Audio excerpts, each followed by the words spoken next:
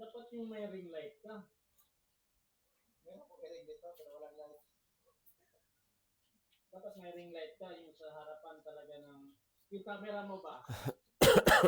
Yung ano kasi, nasisilaw yung camera mo dyan sa ilaw mo sa taas. Yun nga. Ilaw mo. So, dapat ang light mo, yan mismo sa camera mo. Yun nga eh. Ano ba? Sisilaw ng ano. Tamaan ng silaw sa sound system.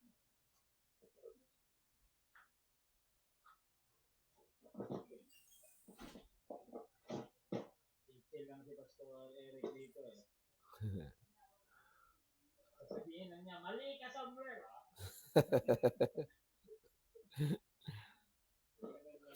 Bro Eric, try nga yung audio mo bro. Baka gaya kanina. Hello, hello. Yan. Yan. Meron. Okay. Ay, Check kami kanina na ano eh. I think ko bro dito, may mga talaga siya. Hmm.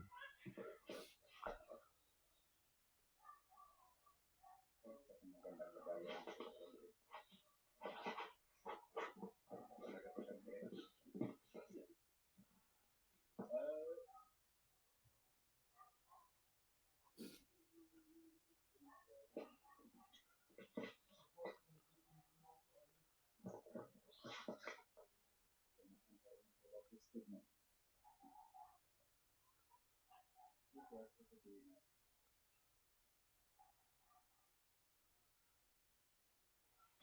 Lipat ako na.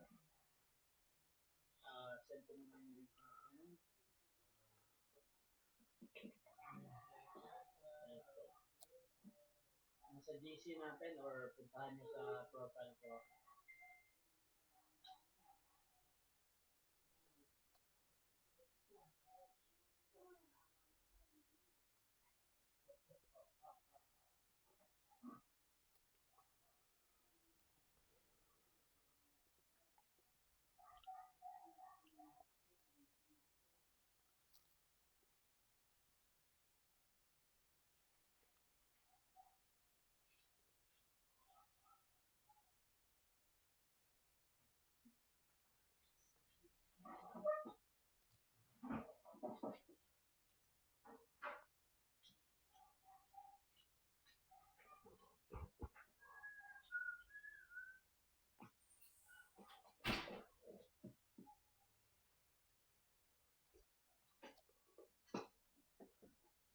So, live tayo. Hello, hello, hello, hello, hello. Live, live. Hello, hello, hello. Hello? Hello, hello, hello, hello, hello, hello, hello. Okay, live tayo. Ang ating topic about sa John 3:38. Pero, ano, bro Eric, pag-iano na bro Eric. Hello, hello. Pero ano lang, Nakamute? Hindi pa nasimula. Walang audio bro. Hindi pa simula. Nakamute pa sa Messenger next mo bro Eric. Ha? Nakamute siguro ka. Tayo mo. Hello, hello. Yan bro. Okay. Kung ano lang Eric, baka ba para masusuloy na lang sa akin, ang install mo sa John 3:3. Ha? Para mamaya mo nasasabihin. Aha. Ito yung born again mo dun.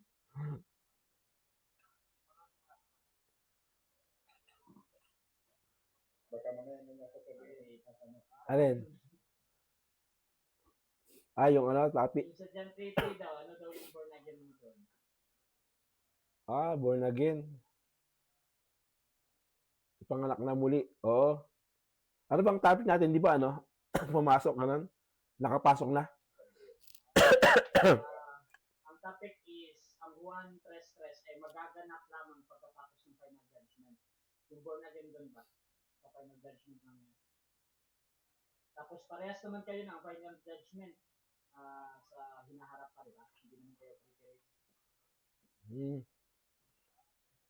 Okay ba? Okay. Final judgment na yun sa kanya. Hindi, bali, ang John 3:3 daw, yung born again doon, sa final judgment lang yun mangyayari. Okay. O, kaya tinatanong ni Sam, ano daw yung unawa mo Ngayon, oo, ngayon yun. ngayon? Oo.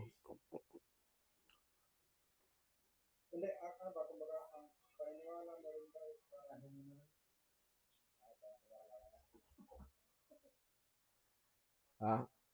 Hello. Di ba, i-explain naman si Dr. Eric dyan kung anong born again. Ano? So,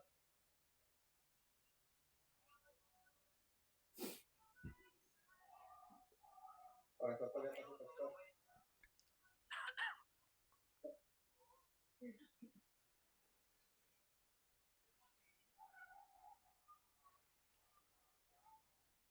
okay, start tayo mga bro. At yun po yung ating audio in 5, 4, 3. And hello and welcome sa Russia TV mga kapatid. At meron tayong debate na magaganap ngayon, September 30, 2025. At ang topic ngayon ay patutunayan ng ating affirmative na ang Juan Tres ay magaganap lamang pagkatapos ng final judgment. Again mga kapatid, ang topic ay ang Juan Tres ay magaganap lamang pagkatapos ng final judgment. So basahin niyo na lang kung ano yung nilalaman ng John 3:3 mga kapatid. So sa ating setup ng debate, 10 minutes presentation, 7 minutes pagtatanong, 10 minutes sa rebuttal, 7 minutes sa second toss. Meron tayong 5 minutes na final conclusion, mauna si negative, mahuhuli si affirmative. Sa ating rules mga kapatid, standard rules ito ng Russia TV. So rule number 1, yung lipid sa first stand. So ang lahat ng sagot ay kailangan sagutin ng 20 seconds maximum. Rule number 2, yung close-ended question, ang unang lalabas sa inyong bibig ay yung pagpipilian. Rule number 3, 10 seconds rule. Kung wala kayong mapili o hindi nyo sasagutin ang tanong, meron kayong pagkakataon magpaliwanag ng 10 seconds. At no objection dyan. Rule number 4, sagutin ang tanong na naaayon sa tanong. Rule number 5, sa first time ganun dapat magtanong sa inyo latag ng katunggali. At kung sinasabi niya na hindi pa nilatag yan, automatic next question yan. Rule number 6, parusa sa dalawang warning. Ang debater na makatanggap ng dalawang warning sa akin ay may disiplina yan. Minus 1 minute.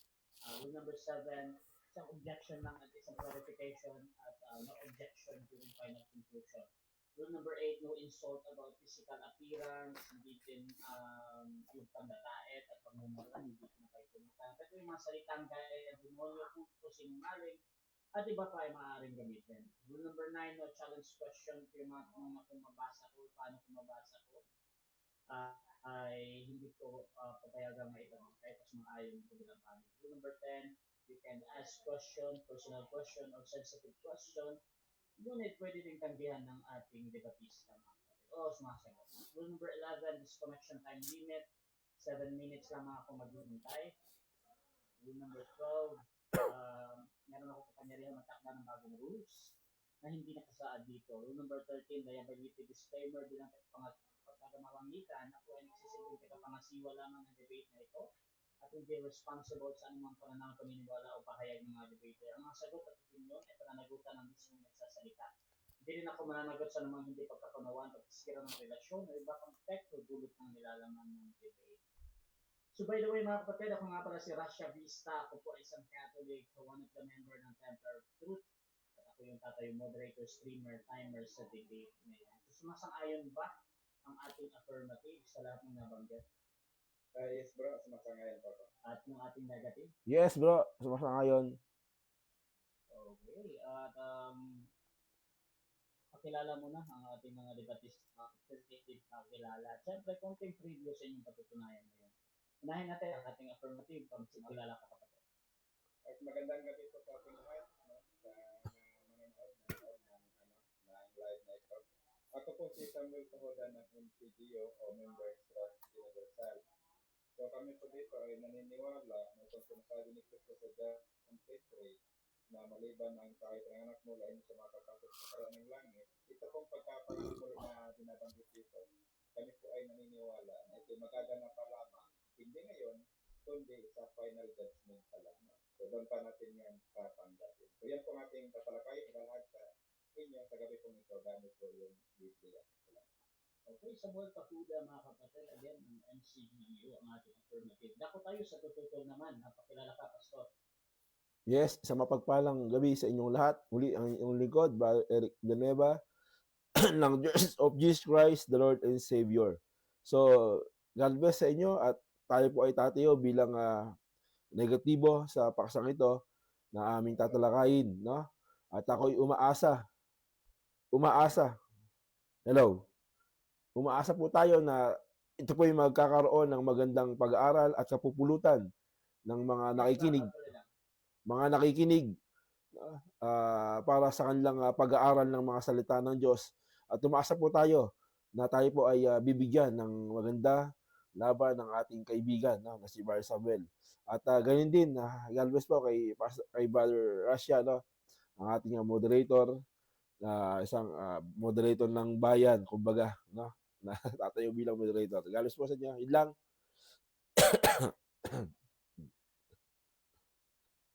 Okay, thank you, Pastor Eric, mga kapatid. So, simulan na natin ang ating debate at bibigyan ko ng 10 minutes sa unang pagpapahayag. Pero before pala yan, sa ating mga audience yan, you can share your ating live streaming ngayon. You can comment, mga kapatid, at follower sa ating comment box dahil automatic na nagtatag na yung lahat ng friends mo. Or you can comment at highlights, mga kapatid. Yan yung mga keyword ng Facebook para madali tayong makapag-tag, mga kapatid, ng ating mga friends. No? So, again, dito simulan na natin ang ating debate at bibigyan ko ng 10 minutes sa unang pagpapahayag yung ating affirmative ng si Brother Samuel Tarudas na ng patutunayan na ang John 3:3 ay magaganap lamang pagkatapos ng final judgment. Bro Sam, gagamit ka ng Bible ulit, no? Okay. Prepare ko lang, bro. Yung first, basahin ko naman is John 3, ano po, yung first Peter 1:23. So, yung mga Okay. tapos babalik sa John 3. Okay. So, prepare ko lang.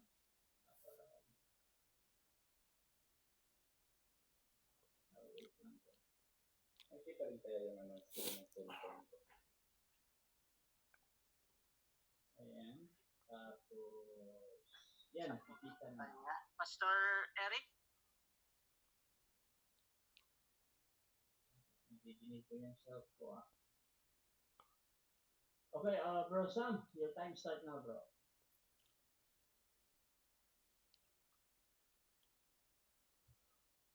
Sam?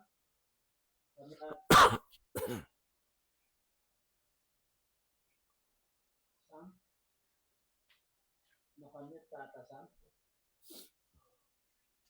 Sam, nakamute ka? Hindi ka madinig sa live? Okay, nag-out.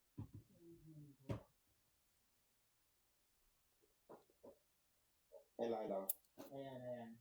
Proceed ka, Sam. Okay.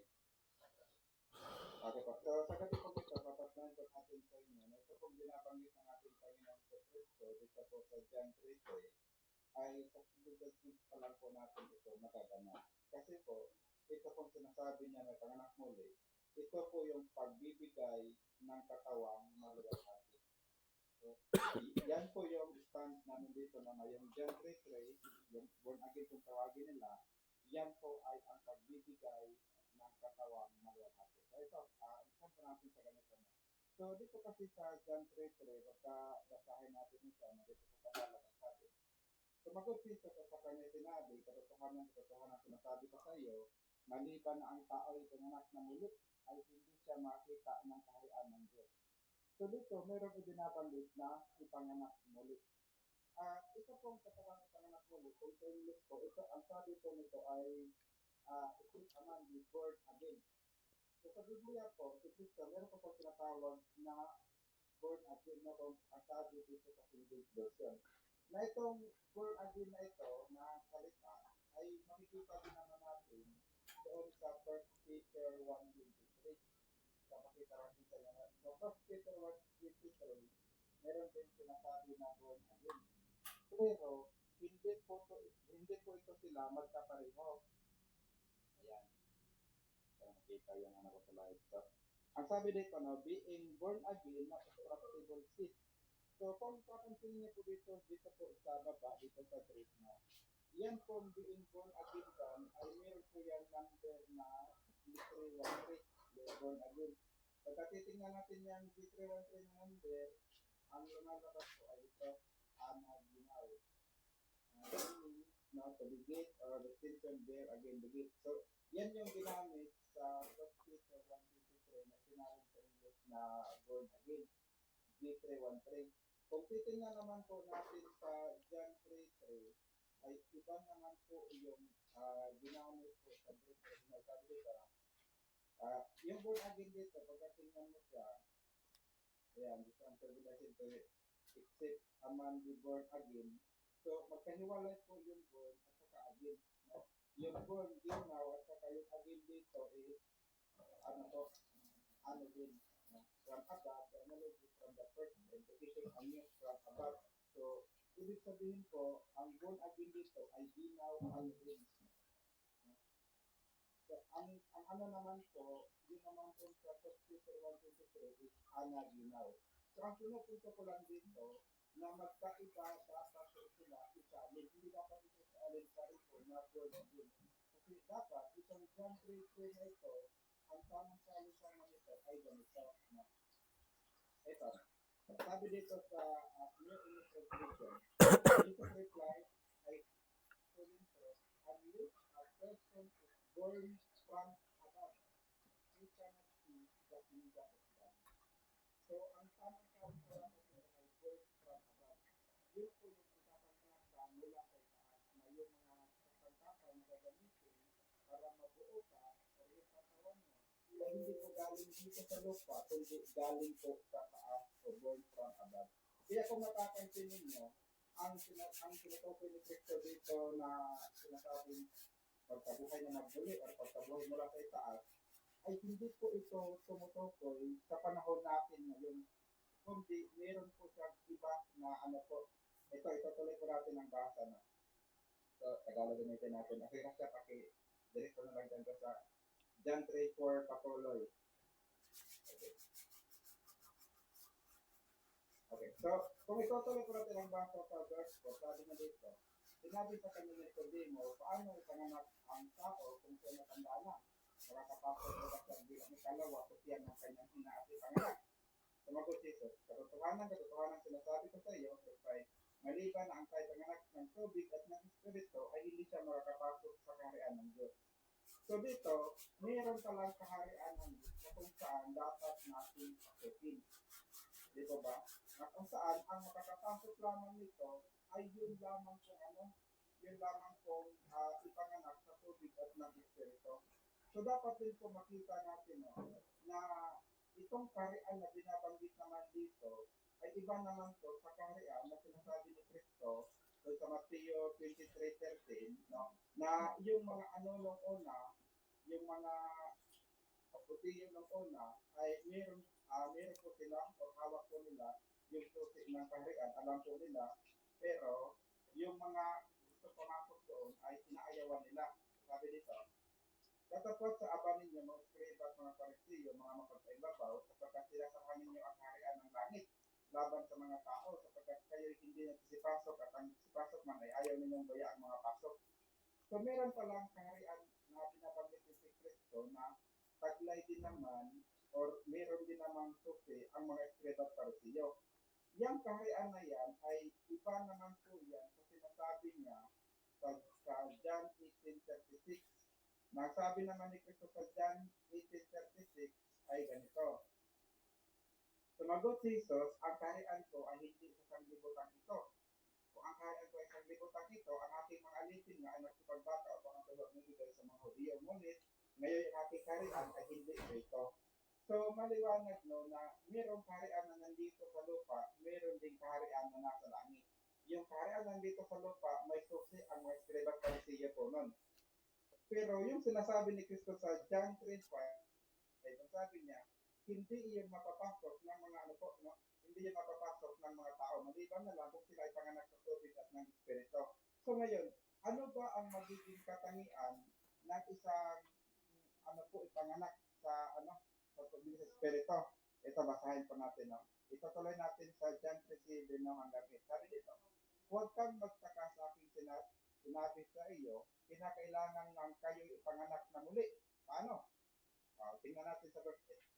Humihihip ang hangin kung saan maibig at natinig mo ang kanyang ugong. Ngunit hindi mo nalalaman kung saan ng gagaling at kung saan naparoroon. Gayon ang bawat ipinanganak ng Espiritu. So dito natin makikita ang kaibahan ng ipanganak sa Espiritu kumpara sa tayo ngayon na physical, ay pinanganak tayong physical. Kasi yan pala mga ipinanganak sa Espiritu, ang kanila pong katangian ay katulad na ng hangin. Na kung saan sabi, humihip ang hangin kung saan niya ibig at narinig mo kanyang ugo, ngunit hindi mo nalaman kung saan ang gagaling.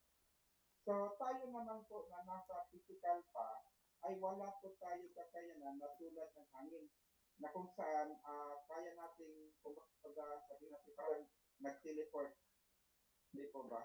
Mula sa isang lugar patungo sa napakalayong lugar, kaya ng hangin lakbayin yun ng isang sa loob ng isang segundo lamang, parang ganun. Pero sa atin ngayon na nasa physical na kalagayan, wala po tayo kakayanan na ganyan. Pero ang sinasabi ni Kristo, ang mga pinanganak sa Espiritu ay katulad na ng hangin. Kaya natitiyak natin na itong binabanggit ni Kristo dito, no, na ipapanganak muli, ay ito yung pagbibigay ng panibagong katawan. Kasi sabi nga, kung hindi ka may panganak dito sa John 3 o panganak sa taas, hindi ka makakapasok sa langit. So, ano ba ang kailangan para tayo makapasok? Na tayo, na kung saan ngayon, ay meron po tayong mga nasa physical pa na kalagayan, may katawan na may kasiraan. Ito bang katawan na may kasiraan natin, makakapasok ba ito sa langit? So, basahin po natin yung unang Corinto 15:50. No? 1 Corinthians 15:50. Para maalaman po natin kung ano ba yung kailangan para tayo ay makapasok doon sa kaharian ng Diyos na nasa langit. Sabi dito, sinasabi ko nga ito, mga kapatid, na ang laman at ang dugo ay hindi makapagmamana ng kaharian ng Diyos, ni ang kasiraan ay magmamana ng walang kasiraan. So, dito pala, pagka ikaw ay nasa physical pa na katawan, sa anumang paraan, hindi ka magmamana 2 minutes. or hindi ka makakapasok sa kaharian ng Diyos. Diba? Yan yung sabi ni San Pablo, yung sinabing makapagmamana, ibig sabihin, parang makakapasok ka. So, ang gagawin pala, sabi sa 1 Corinto 15:51, no? Narito, sinasaysay ko sa inyo ang isang hiwaga, hindi tayong lahat ay mga katulog, hindi tayong lahat ay babaguhin. So, ito palang katawan natin na may kasiraan, ito'y papalitan ng katawan na walang kasiraan. At kung magkagayon, ay pwede na tayong makapasok doon sa langit. Mamanahin na natin, no, ang sabi, yung mga bagay na nasa langit sa 53, no?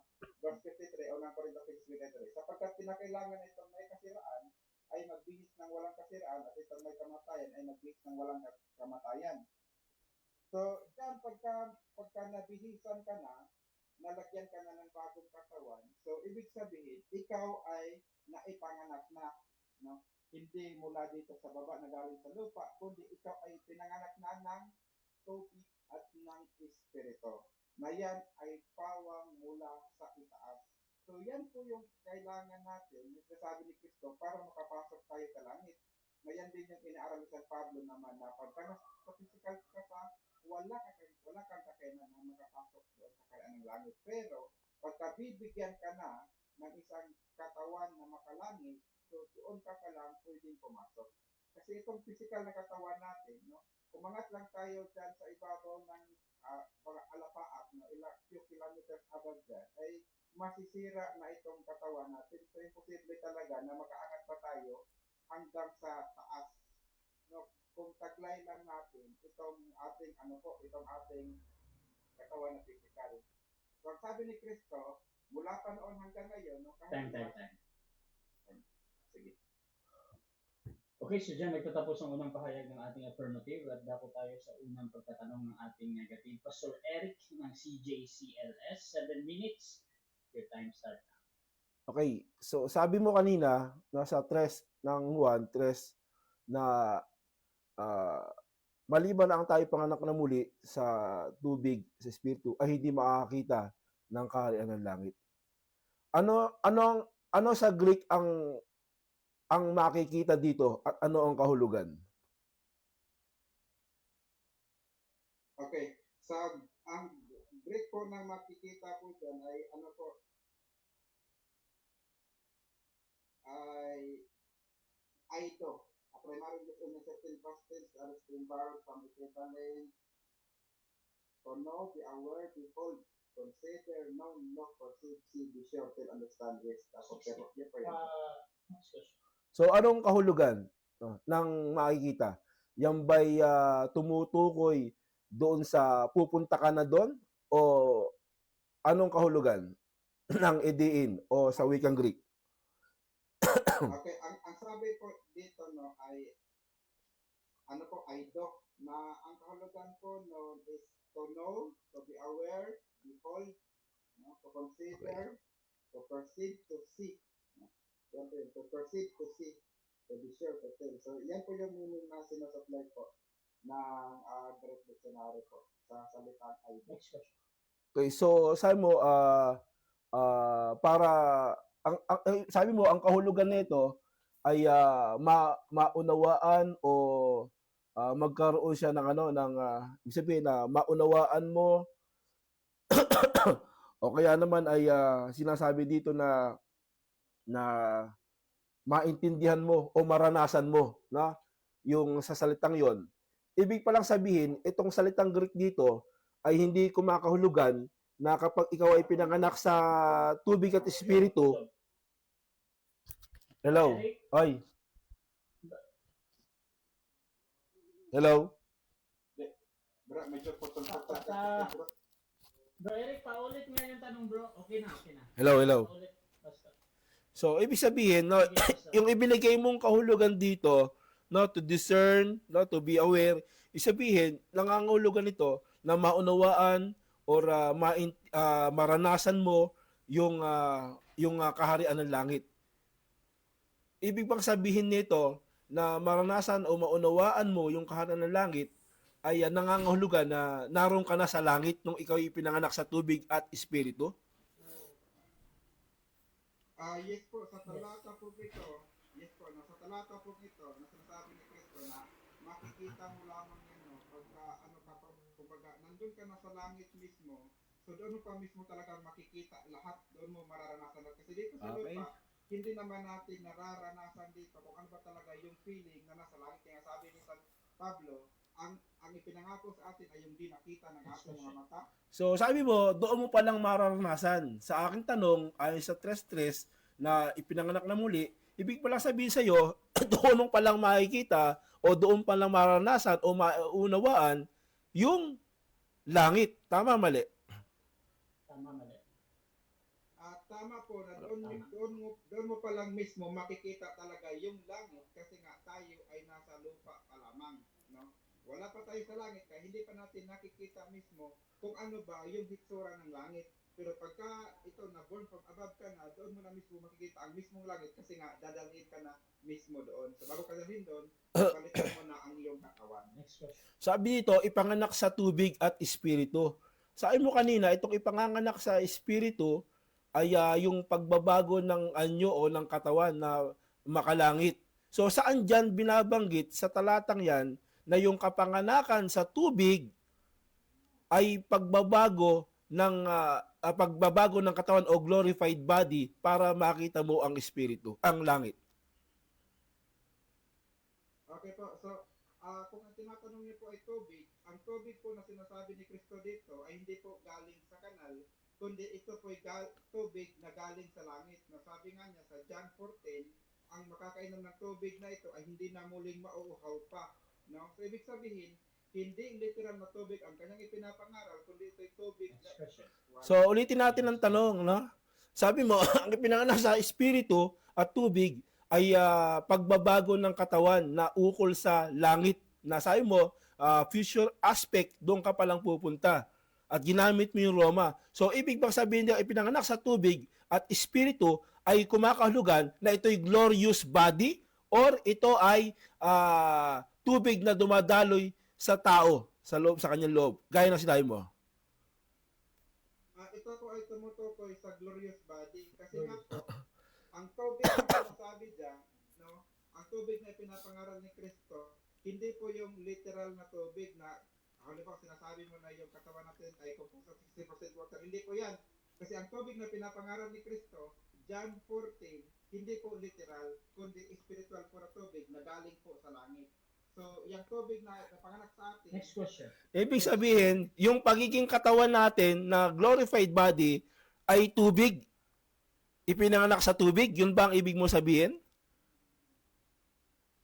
yes po, no, dahil nga po, yung tubig po na kung saan sabi ni Kristo dyan, ipapanganak yung ating katawan, ay hindi po yan tumutukoy sa physical, kundi yan po yung tubig na nandoon sa tabi ng Diyos, doon sa Revelation 22, na nandoon yung tubig no, na buhay, na umaagos ano. So yun po yung gagamitin bilang sangkap sa ating katawan. Next question. So, ano naman yung sinasabi na ipinanganak sa espiritu? Ito din ba ay tulad ng ipinanganak sa tubig na glorified body? Oo, hindi. O hindi. Oo po, no, kasi yung tubig at espiritu dyan, sabay yan mangyayari after final judgment. Hindi po yan sila hiwalay, no, kundi sabay po yan na kung saan yung tubig dyan, ang sabi, John 14, isa yung spiritual na tubig, yung espiritu naman dyan, John 4:24, yan ay tumutukoy sa Diyos Ama. Next So, question. ang magiging Next question. Okay, so sunod na katanungan. Okay, sabi dito, okay. Sabi dito, sumagot siya sa totoo sinasabi sa inyo na maliban na tayo ipanganak sa tubig, no, ay hindi siya makakapasok sa kaharian ng langit. Ibig bang sabihin, 7 minutes time. Okay, so dyan nagtatapos mga kapatid ang ating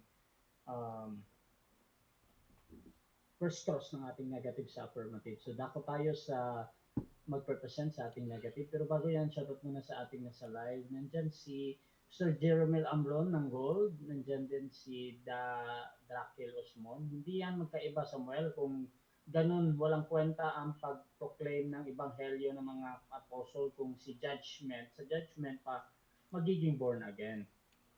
At shoutout din kay ito kay Althea, hi po daw. Tapos dito sa naka-Japanese. Ayan. So tuloy-tuloy tayo. Pastor Eric, bilang negative, your time start na. 10 Okay. minutes. so dito makikita po natin, no, parang lumalabas, no, yung pagiging glorified body o glorious body ay ipinanganak pala ito sa tubig at sa espiritu. So dalawa, no, gumagamit siya ng talata sa John at sa Apocalypse na yung tinatawag na dadalo yung tubig, no, ng buhay sa kanya. At the same time, itong ipinanganak sa espiritu, no? So, itong ipinanganak sa espiritu, hindi naman sinasabi dito na magkakaroon siya ng ng spiritual body, no, or makalangit na katawan, kundi ipanganganak ka pa lang sa espiritu. So, alamin natin yung kahulugan ng kapanganakan sa espiritu, no, at sa tinatawag na ipinanganak sa tubig, no? Yan. Hindi po ito tumutukoy doon sa Korinto na sinasabi dito na kung ano ang ukol sa lupa ay hindi silang taga-lupa at kung anong ukol sa langit ay ganoon silang taga-langit, no? Okay, so may katawang ukol sa lupa na tataglayin at ganyan din naman may ukol, larawang ukol sa langit. No? So hindi po siya tumutukoy doon sa glorious body o glorified body kasi ito yung mangyayari pa lang, no? Mangyayari pa lang po ito yung pagbibigay ng maluwalhating katawan, ito po ay sa paghukom o sa pagdating po ni Kristo. No, yun po yung sa pagdating ng Panginoon na siya yung panganay ng mga buhay. So doon pa lang magkakaroon ng pagbabago, no, ng katawan o tinatawag na glorious body, no? So itong tinutukoy sa Juan hindi po ito end time o tinatawag na future event o future aspect, no? Hindi po 'yan, kundi ito po ay present po ito na nangyayari kapag tinanggap mo, no, sumampalataya ka sa Panginoon, no? Babasahin ko sa inyo. Yan siya na Sabi dito, sumagot si Jesus at sa kanya ay sinabi, katotohanan sinasabi siya, maliban ang tayo panganak na muli, ay hindi siya makakita ng kaharian ng langit. So dito, nung tinanong natin siya, ano ba yung ibig sabihin nito? Sabi niya, ito'y maranasan o kaya ay mauunawaan.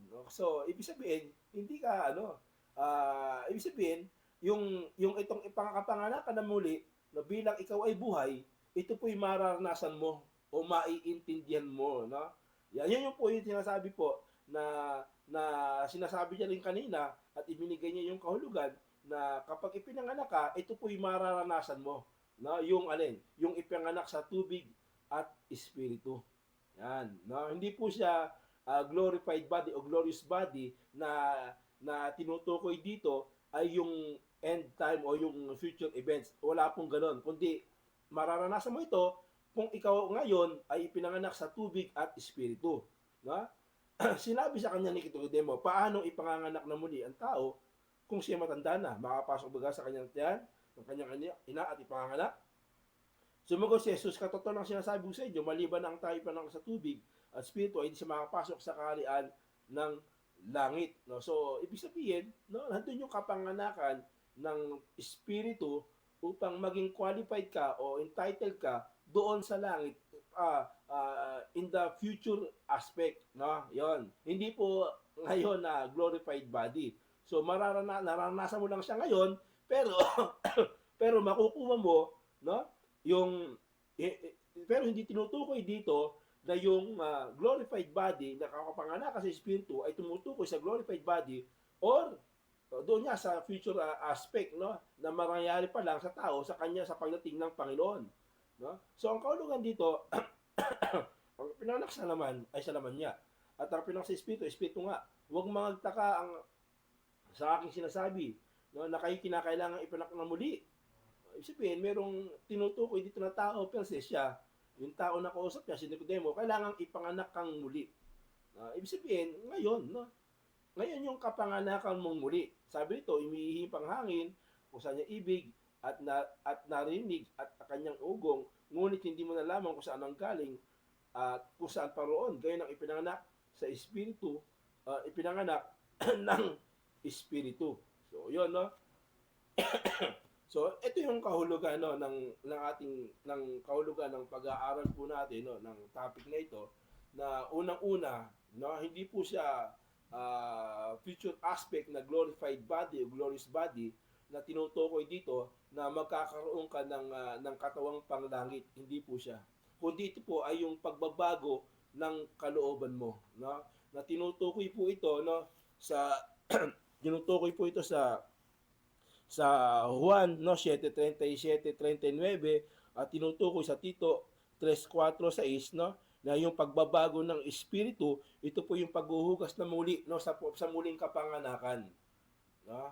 So tayo po ipinanganak sa pamamagitan ng salita ng Diyos. So yun po yung kapanganakan sa pamamagitan ng salita ng Panginoon sa unang Pedro 1:21-23 na sa pamamagitan niya ito ng pagkanig ng ebanghelyo. So tayo ipinanganak, no, sa pamamagitan ng salita ng Panginoon. Ngayon,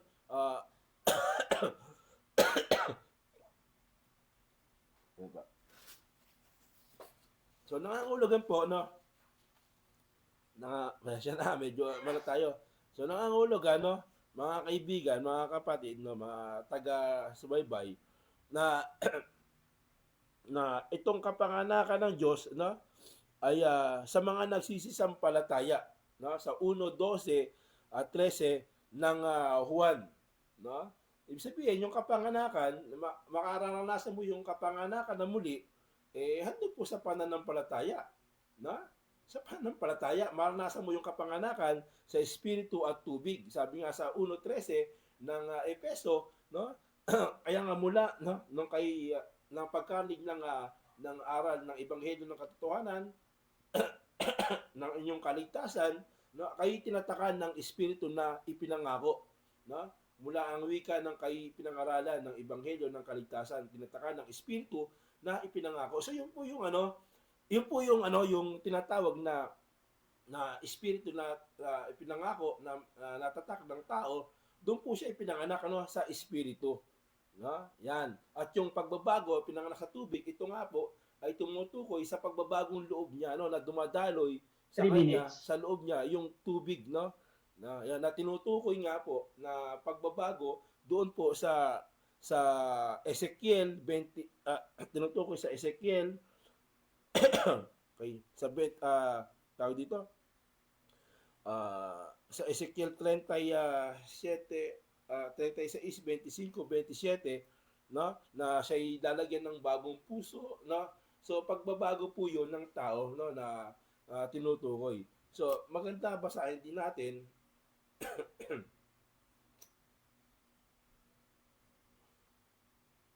dito po sa 7 ng Mateo ng Juan, basahin po natin 37, no. Okay. Para maunawaan po natin ng kahulugan po nito. Sabi ito, nang huling araw ngayon ay dakilang araw ng kapistahan. No? Sabi, si Jesus ay tumayo at sumigaw. Nagsabi, kung ang sino mang tao na uwa ay pumarito sa akin at uminom. Ang sumampalataya sa akin, gaya ng sinasabi ng kasulatan, ay mula sa loob niya ay aagos ang ilog ng tubig ng buhay. So, yung faith yun eh. No? So, hindi ito yung glorified body na para bagang magkakaroon ng glorified body, no? Kapag ikipinanganak sa espiritu at tubig, hindi. No? Nung ikay sumampalataya, sabi dito, aagos sa kanya, no? Ang ilog ng tubig ng buhay. Ngunit ito sinasabi niya tungkol sa espiritu na tatanggapin ng mag-isampalataya, no? Sapagkat hindi pa ipinagkakaloob ang espiritu, no? Sapagkat si Jesus ay hindi pa, no? Hindi pa naluluwalhati. So si Kristo nga hindi pa glorified body, naluluwalhati, no? So tatanggap mo pa lang to, yung espiritu na ipinangako, no? Yun yung tatak yun eh, na mula nang ikaw ay sumampalataya, no, nakaling ng ebanghelyo ng iyong kaligtasan, mula nung na ikaw ay tinataka ng espiritu, no?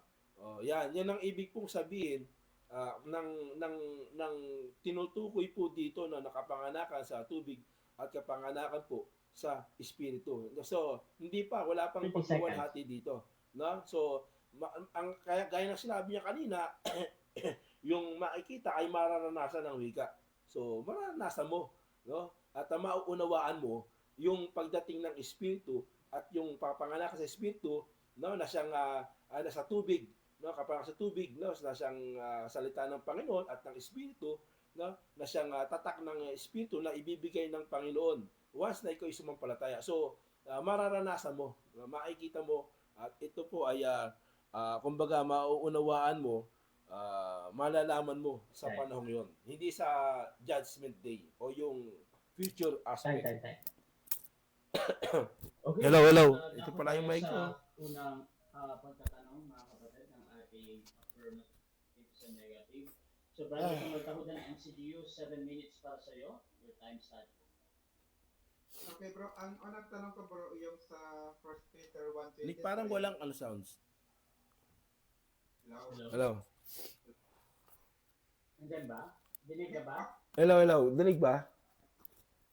Dinig ka? Dinig ka, Pastor, pero... Dinig ako? Dinig. ba? Okay, dinig daw. Proceed, Sam. Okay. So, ang tanong ko po sa 1 Peter 1:23 na born again, ano po yung Greek original na ginamit po dyan? Saan? Sa 1 Peter 1:23. 1 Peter 1. 23. Ano yung tanong mo doon? Mr. Moderator, paki-clarify po kung ano po yung specific na tanong niya. Specific na word na ang tinatanong ko kung ano sa Greek yung born again na dinakit dyan sa 1 Peter 1:23. Ano daw sa Greek yung born again, Pastor? Proceed. Sa 1 Peter 1:23 na born again. 1 Peter. So ang ginamit dito ay new life, no? Okay, agineo. Kaya nga ito yung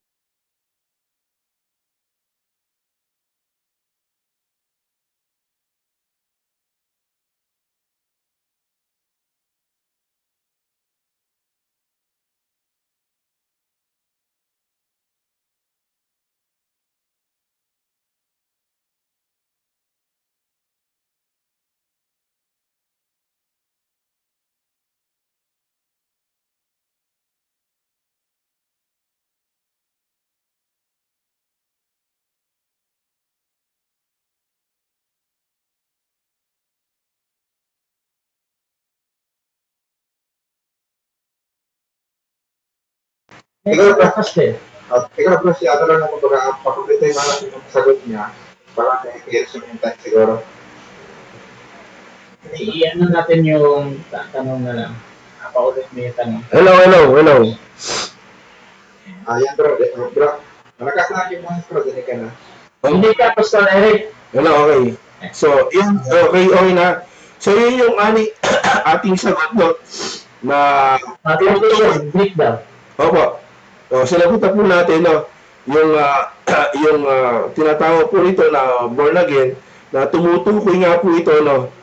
Sa anaginaw na kumakahulugan, no? Sa bagong buhay. Kaya nga yung sinasabi natin sa 7:29 ng Juan, 7 na yung bagong buhay o bagong puso. Next question. Okay, Eric, ang next question ko for Greek Greek, yun pa Greek na ano po sa 1 Peter 1:23 anaginaw, sa Greek po ba dictionary, mayroon ba siya meaning na from above or wala meaning o wala siyang meaning na from above, yung anaginaw? Meron ba daw from above? Meron wala. Okay.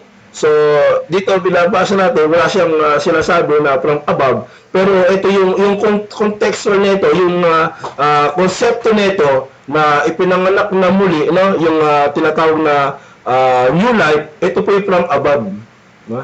Mula sa Diyos yan. Kaya nga, kapag binasa mo itong talatang ito hanggang 25, na ito yung salita ng Diyos o yung ebanghelyo na buhat sa Diyos. So, from above yun, from above. Okay po. So, sabi niyo po na yung anaginaw ayon sa supply meaning sa dictionary ay wala yung from above. So, itatanong ko naman sa iyo, ito naman sa John 3:3. So, dito po sa John 3:3 na born again, ano po yung original Greek na ginamit po sa born again sa John 3:3? Sa original Greek na John 3:3. So, ang tinatawag. So, okay. So, dito ay tinatawag naman dito na ginaw, no? Ginao. Yan. So, yun ang tinutukoy doon. Next question. Next question. Di ba po, yung ginaw ay tumapoy support, tapos yung salitang agin po, ano po yung Greek sa agin dyan sa ano po, John 3:3? Yun nga. Yun nga, ginaw. So, kumakahulugan nito, kapatid, nasa give birth, no? O ipinanganak na muli. So, kapanganakan po, ang tinutukoy po dito, no? So hindi po tinutukoy dito yung yung glorified body, no, na yung future events, wala po. So mali po yung pagkaunawa niyo po dito. Next question. Next question po brother, sundan mo mabuti ha. Yung word na ano po sa John 3:3, yung word na again, pagkatapos po yan original Greek, yan po ay tama po sa ang Greek po ng again sa John 3:3 ay ano din. Ano din? Ano ba daw? Okay. So yung John 3:3 na born again ay ginang ano din, at yung born again sa 1 Peter 3:3 ay anaginaw. So yun po bang ano din at saka anaginaw, magkakaroon po ba magkaiba? Aginaw sa kayo? So, wala. Yung word po, na sinasabi mo, pwede magkaiba, pero yung konsepto, from above, kasi nga, pag binasa mo yung unang Pedro, galing sa Diyos doon. Kaya ngayon yung salita ng Diyos, yung bang salita ng Diyos, hindi from above. Yung ipinanganak ka, no, sa salita, ay hindi from above. Even dito, no, ipinanganak sa Espiritu, no, hindi ba from above? So, walang walang expression. Walang pagkakaiba yun. Pagka yung konsepto ang pinag-usapan. Next question. Question ko po, ito pong Greek na ano din. So, ayon dyan sa definition na nakita mo sa inyong ginagamit na Bible, nagdaan pa yung definition na from above. Yun nga, sinabi ko na nga sa'yo, yun yung definition niya, no? Kaya nga, yung from above dito, yung kapanganakan sa Espiritu, dito sa lupa. Kaya nga binanggit natin, no? Sa John 1:12-13, no? Na ito hindi sa dugo, hindi sa lamang, kundi ito niya sa Diyos, sa Espiritu. Ibig sabihin, from above yun, nung kapanganakan mo. hindi sa lupa. Kaya nga yung kapanganakan, walang pagkakaiba kahit sa Pedro na ipinanganak ang muli sa salita ng Diyos. O, walang pagkakaiba yun. Okay. Sabi mo kanina na yung yan po sa Greek ng 1 Peter 1:53 na anaginaw ay walang definition sa Greek dictionary na from above. At ito naman po sa John 3:3 na po, Greek na din, ay meron pong definition sa Greek dictionary na from above. So yung isa, walang from above, itong isa, merong from above. So, magkapareho po ba o magkaiba? Yes! Magkapareho yun. Magkapareho.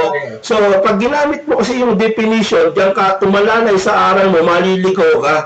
No? Dapat, yung konsepto kinukuha mo, yung bang ipinanganak sa Pedro, tatanungin kita, no? Pang sa lupa ba yun, sa dugo ba yun? O from above din yun, sa Diyos din yun? Kasi pa siya, hindi na nga ako lugar na hindi sa Diyos, o pang Diyos yun. Next question. Okay. Kaya ang question ko po, no? Ang sabi po sa John 3:8, ang ipinanganak ng Espiritu po ay katulad na po ng hangin, no? Na kung saan kaya po niya mag-travel ng napakabilis ang pagtitikot. Ang tanong ko po sa inyo, kayo po ba bilang sumasampalataya ni Kristo, no, na kayo na born again na, meron na po pa kayo kakayanan na katulad ng hangin? Meron o wala? Meron wala nga? Okay, so yung katulad na nagbibigay, ang Diyos ang nagano, ang nagaano ito, nagbibigay, halimbawa mo sa Espiritu. So wala kang kakayanan nito.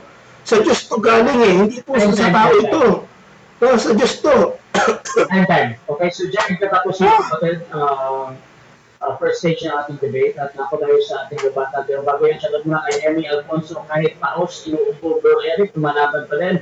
Shoutout din kay Jimmy Ben Pungalos, watching din siya, kay Drac Osmon. At paano ka magkakaroon ng glorified body kung di ko pa lang sa lupa, hindi ka born again. Shoutout din kay Rian Chang, kay Sister Grace Barrios ng XMCGI. Sabi kay Emmy Roy, debate ulit. Bro Eric, may pagtulutong bakit ulit, pero ang husay kalaban nito si Bro Samuel. At ulit-ulit tayo dito, Brother Samuel Kabuda, rebuttal, your time to let now. Kaya, Pamilya mo na, Pastor Eric. Okay. okay. So, kay Brother Eric mismo, siya umamin na yung palang siya bilang naniniwala na sinasabing na born again na siya, ay wala siyang kakayanan na katulad ng kahangin. Sabi, kumili ang hangin kung saan na ibig, so kaya niya mag-travel kung saan. So si Pastor Eric bilang sumasampalataya, wala siyang ganung kakayanan. So ang sabi naman dito sa John 3:8, gayon ang bawat ipinanganak ng Espiritu. So kung si si kapatid na Eric na sabi siya na born again na, pero wala siyang ganung katulad ng kakayanan na meron ng hangin, so ibig sabihin, hindi pa nangyayari sa kanya itong sinasabi sa John 3:8 na gayon ang bawat ipinanganak ng Espiritu. So pansinin po ninyo, ito po ay hindi ito kumbaga applicable sa isang tao lamang, kundi ito ay applicable sa lahat ng ipinanganak ng Espiritu na kung saan sila ay magkakaroon ng kakayanan ng tulad sa hangin. So, example po, hangin kanina. So, ibig sabihin, hindi pa nagaganap po sa kanya yan. No? Kaya ito kung binabanggit ni Kristo ito, future po ito, kasi sabi na kanina, hindi naman ika-future yan, present yan, kasalukuyan natin tinatanggap yan. So, tingnan po natin, hindi na ba ito future? Nasabi ni Kristo, no?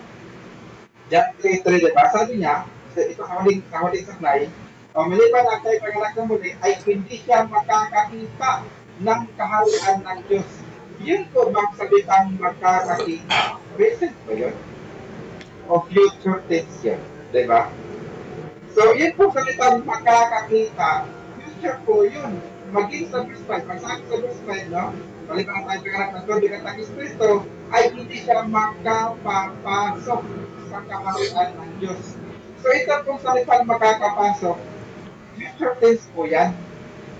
So, dyan maliwanag na itong mga bagay na binabanggit ni Kristo dito ay hindi pa ito nagaganap sa mga kausap niya na sumasampalataya sa kanya. Take note, si Nicodemo, isa po yan sa sumasampalataya sa kanya, paligid na lang. Diba? Pero ito, hindi pa ito nangyayari kay Nicodemo. Diba? Kasi ang sabi ni Kristo, makakapasok. makakapasok, makakakita. So, ibig sabihin, si Nicodemo, hindi pa niya ito nakita, hindi pa niya ito napasok, kahit nakita niya si Kristo, no? Kahit nakasama niya si Kristo, kahit napunta niya si Kristo. Pero itong kaharian na binabanggit ni Kristo, hindi pa nakita ni Nicodemo at hindi pa napasok ni Nicodemo.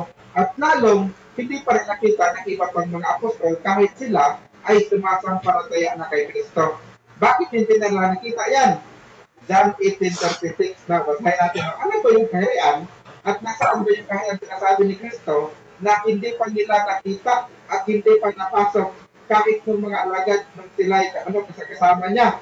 So, dito sa John 18:36, sabi ni Kristo, sumagot si Jesus, ang kaharian ko ay hindi sa sanglibutan ito.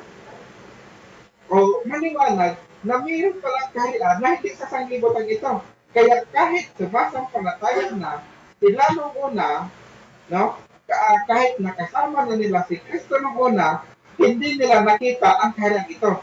No, na binabanggit ni Kristo. Kasi nga, wala ito sa sanglibutan. So, alalahanin mo, si Kristo nasa sanglibutan.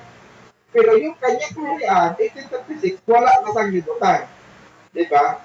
Kaya kahit na-experience nila, no, yung kagandahan sa mga sinabi ni Kristo, ay hindi pa rin nila nakikita ang kaharian ito. Yan po yung dapat natin makita dyan. Kasama po na, yun pong sa John 3:3, mali po yung pagkasalin dyan na born again o ipanganak na muli. Ang tamang born again, yung sa 1 Peter 1:23, tama, born again po ang tawag doon. Tama po yun, born again ba tayo total doon. Pero kung titingnan nyo, yung 1 Peter 1:23 na Greek ay anaginaw. Samantala, yung sa John 3:3 ay ginaw ano din. So magkaiba po sila ng Greek na ginamit. Yung sa 1 Peter 1:23, yun pong anaginaw, wala po siyang definition na from above. Wala siyang definition na from above.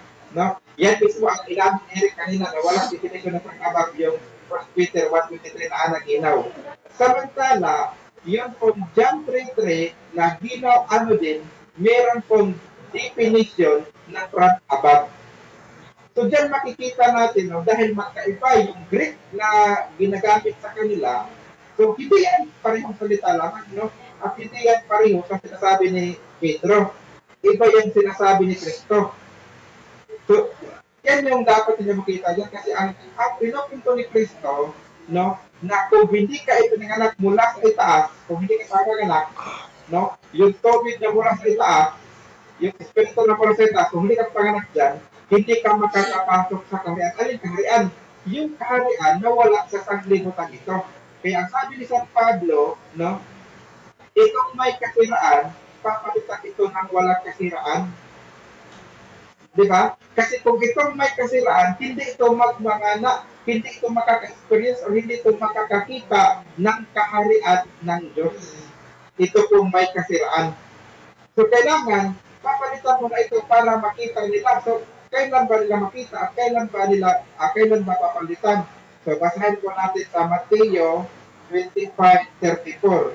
Ito po pangyayari dito, ito po ay isang hinaharap na, no, nung pagbukod-bukod din namin sa final judgment na kung saan ibinukod na yung kambing sa tupa. So, mula 21 ba? Babasahin mo yan, final judgment na yan, di ba? So, pagdating sa 34, ang sabi, Mateo 25:34, kung magkagay sasabihin ng hari na nasa kanyang kanan, magsiparito kayo, mga pinagpala ng aking ama. Manahin ninyo ang kaharian na handa sa inyo. Buhat na ikatan ang sanglibutan. So, ayan. So, dito pa lamang, after final judgment, saka pa lang nila mamanahin o saka pa lang nila mararanasan, makikita yung kaharian na kahanda sa kanila. So, tiyak na tiyak tayo na itong kaharian ito, hindi ito yung kaharian na nanduna ng umpisa pa.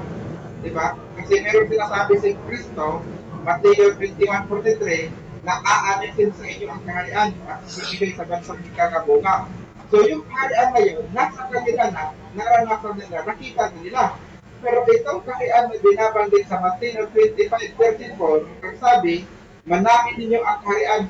So dito pa lang nila pamamana, dito pa lang nila makikita kung pararanasan. na katulad ng sinasabi ni San Pablo, no, na hindi magmamana ng kaharian ang may kasiraan, kundi papalitan lamang ito. So, kailan ba ang pagpapalit ng katawan?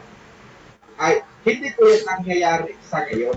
Dahil ang pagpapalit ng katawan kung saan tayo bibigyan na ng maluwalhating katawan, yan ay after na ng final judgment. At yan po yung kumbaga, titig po natin ngayon na yun pong pagkabuhay, no, mula sa taas, na ganun dapat ang sabi niya, yung born from above sa John 3:3 ay after final judgment po yan. No? Bakit po? Ito yung isang punto na hindi nakita ng karamihan. Diyan po sa John 3:3 ang sabi, maliban na ang tao'y.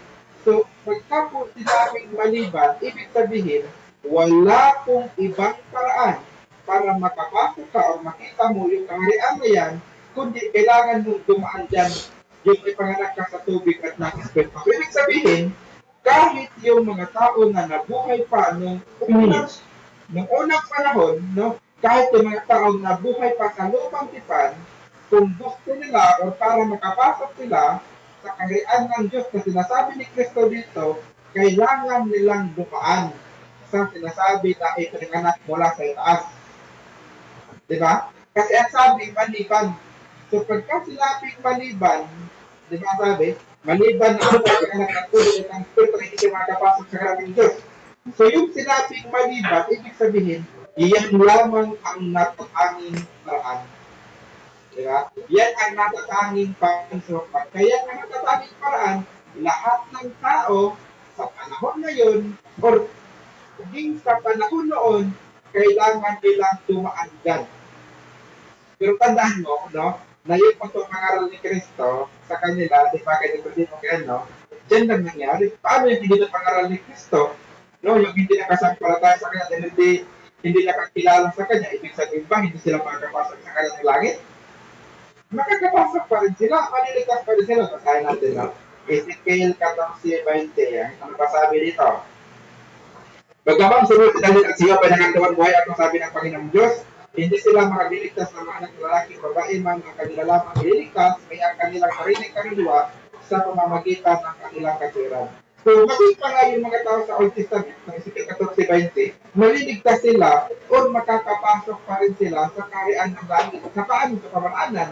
John 3:3. So, maging sila dahil daan nakikinte dyan. Okay, dapat tayo sa second course ng ating negative. Pastor Eric, your time start now. Pa-unmute, Pastor. Dahil lang po. Pa-unmute ka pa din, Pastor. Hello. Ayan, proceed, Pastor. Okay, so unang tanong, no? Yun bang sa unang Pedro 1:3, no? Yung tinutukoy na ipanganak na muli, no? Sa salita, no, ng Diyos. Ito ba'y from God o from above? O hindi? Ang tao po, hindi po, no, kasi ang tao nasa lupa pa rin po. Ang tao, nasa lupa pa rin yung tao. So, yung mga kasangkapang ginagamit sa kanya, dito lupa pa rin. Hindi siya nagkaroon na katulad ng sinasabi sa John 3, na katulad na ng hangin. No? Wala siya kahit so, makalupa pa rin yung sangkap na ano niya. So, hindi natin tinatanong, no, na siya'y nagbago na ng glorified body. Ang tanong natin malinaw, yung bang 1:23 na ipinanganak sa salita ng Diyos, from God ba yun o from above? O hindi? Oo, hindi. Hindi po kasi yung galing po yung tao. No? Yung tao na yun, nasintabi mo na ano siya, ng Diyos, galing siya sa lupa at hindi po siya yung tao. So, yung tao mismo, galing po sa lupa yun. Iba po yung sinasabi na na parang hangin na. So, hindi tao ang tinutukoy ko, ang tanong ko. No, ito yung salita ng Diyos, hindi ito mula sa tao, ito yung mula sa Diyos, yung salita ng Diyos, no, na ipinanganak ang tao sa salita o ayon sa Ebanghelyo. Ito bang salita ng Diyos na ipinanganak ang tao doon sa salita ng Diyos? Ito bang salita ng Diyos? Ito ba from God o from above? Yung salita ng Diyos para ipanganak ang tao sa pamamagitan ng salita? O hindi? from God ba yun o from above yung salita ng Diyos? Oo po. Okay. Ako mismo ang gagana ng binabanggit sa John 3:3. Yung tao mismo, hindi po taling taas. Pero yun po sa John 3:3 na ano po, na ipanganak muli, ang sabi, ito po yung mula sa langit no, John 3:7, John 14. Next question. Ibig sabihin, iniiba mo na ngayon ang iyong sagot, no? Sabi mo kanina, hindi from above ito. Ngayon, from above na. Tinatanggap mo ba na iniiba mo na ngayon na ito'y from above na? O hindi?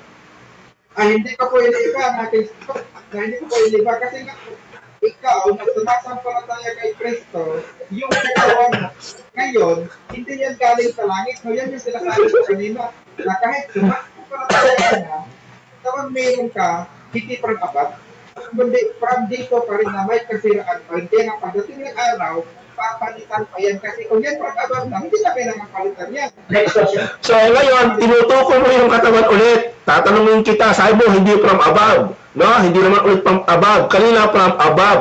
So ulitin natin, yung bang unang Pedro 1:23, na yung salita ng Diyos na ipapanganak sa tao, itong salita ng Diyos, buhat sa Diyos, ito ba from God o from above? Yung salita ng Diyos para sa tao? O hindi? Okay, pagkasalita ng Objection, Mr. Moderator. Objection, proceed. Malinaw naman yung ating tanong eh. Ito po yung, ito po yung categorical. Sagutin niyo muna categorical, then explain. 20 seconds. From above the or from God. Bro Samuel, pili ka ba or auto-objection muna? Okay, pili ko ako. Okay, ano muna yung pinipili mo? Ang sagot ko po ay oo. Okay. Grabe po. At yung salita ng Diyos, from above yun. Yes. Pero ikaw, tao, na kailangan makapasok sa langit, hindi ka from above. Kundi from dito ka pa rin sa earth, kahit na ikaw ay tinanggap mo yung salita. So from earth ka pa rin. Ikaw yung subject natin na kung saan makakapasok ka kasi hindi naman yung salita ng Diyos sa pagpapukin, di ba? Kundi ikaw, Next question. Okay, salamat sa pag-amin. So, punta tayo sa tres-tres ng Juan, no? So, itong tres-tres ng Juan na kailangan ng tao ipanganak sa tubig at espiritu, no?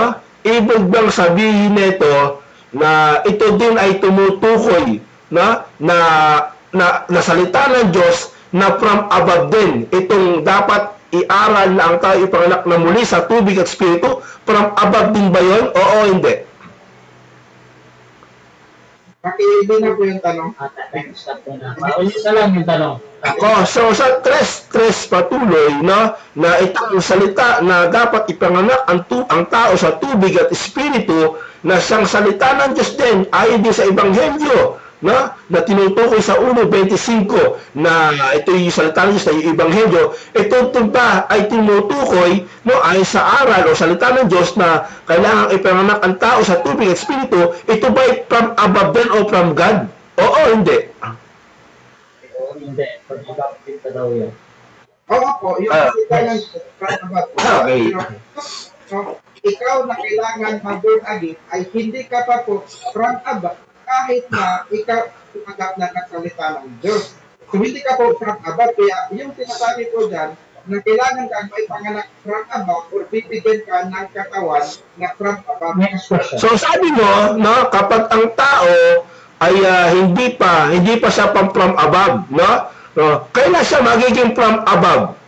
Kapag siya ay nabounce mo sa espiritu o sa tubig, no? Na pinanganak sa tubig, no? At pinanganak sa espiritu, doon ba siya magiging from above? Oo, hindi. Wala. Oo po, from above siya, pagka pinanganak siya sa tubig at ng espiritu. Pero, tutol ako sa sinabi ko na yung tubig ay bautismo. No? Hindi po yan bautismo kasi nga walang ibang paraan para makapasok sa langit, maging yung mga tao sa tumangkitan, kailangan nilang dumaan sa kapangyarihan. Hindi po sa baptism. Okay. So, mapapatunayan mo ba ngayon na yung panganak sa tubig ay sinabi kong bautismo sa tubig? Mapapatunayan mo ba ngayon na sinabi ko yon? Oo o hindi? Yun po, meron kami nakita. pwede na sa yung previous kaya kanilinaw ko kasi yung word pinabanggit mo dyan. Kasi, kung narinig ko, binanggit mo yung mga boses mo kanina, ano rin siya kung narinig ko rin ba? Next Next question. question. Sabi dito sa 9:37, sabi dito, siyang nauuwaw ay pumarito sa akin at uminom. At sumampalataya sa akin, ang sumpray, gaya na sinasabi ng sultan, ay mula sa loob niya aagos ang ilog ng tubig ng buhay. Ngunit ito'y sinasata tungkol sa Espiritu na tatanggapin ng mananampalataya. Tatanggapin mo ba ito na ito'y sinabi ni Kristo na aagos sa kanya, no, yung tubig, no, ng buhay kapag siya'y sasampalataya? Oo o hindi? Oo, pagkanda ko natin. Time. 7 minutes time. Okay, so John, ikapatapos mga kapatid ang second cross ng ating negative at nakaparios sa second cross ng rebuttal ng ating negative. Bro, 10 minutes, your time start na. Pastor. So yun, salamat sa Panginoon sa lahat ng pag-amin ng ating katunggali. Ibig sabihin, no, tulad dito sa Juan, no, na na sinasabi ito na ayon sa kasulatan mula sa loob ay aagos ang tubig at ilog ng buhay, no? Ngunit sinasabi ito tungkol sa Espiritu na magsisisampalataya sa Kanya. Ibig sabihin, sabi niya, oo daw, no? Natatanggapin daw ito na magsisisampalataya sa Kanya. Ibig sabihin, itong tinutukoy, no, na ilog o tubig, no? Na tulad din sa iniagapay sa 3:3, no, ay tatanggapin na pala ito ng mga magsisisampalataya. Hindi po ito tatanggapin, no, doon sa future aspect, no, na pagkabuhay na maguli. So hindi pala yun ang tinutukoy doon. Hindi pala yun. At isa pa, mapatutunayan niya raw, no, na sinabi ko na yung tubig, no, na pinaka sa tubig ay bautismo sa tubig. So kahit i-review nyo po, ito, wala po ako sinasabi. Hinuhingi pa siya ng tulong kay Russia na sinabi ko raw. So wala akong aral na gano'n na yung tubig, no, yung kapanganakan sa tubig ay bautismo sa tubig.